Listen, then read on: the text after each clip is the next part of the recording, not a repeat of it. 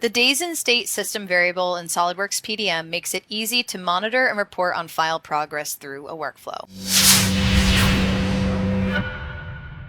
Let's take a look at a few places where we can find and use this variable. To start, in the version tab, when a file is selected, this is going to show some workflow information. It's going to tell me which workflow the file is going through. In our case, this is called engineering, the current state that it is in, which right now is the under editing state. And then here is the days in state variable, which tells me it's been in the under editing state for 25 days. All right, so this is one of the default places we can find this variable.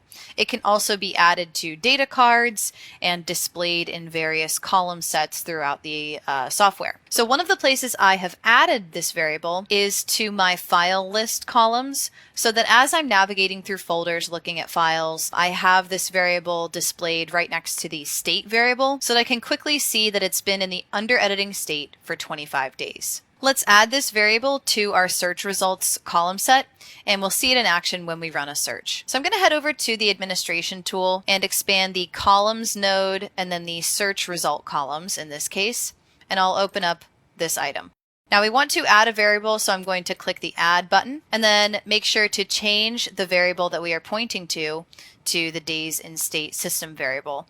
And the system variables are all designated by the brackets on the outside there. Now across the top, I have the preview of how these columns will show up after we run a search. And I'm happy with this because I want the state to display first and then the days in state to display after. But just remember, you can always reorder these with the arrows over here, but I'll hit OK to save these changes.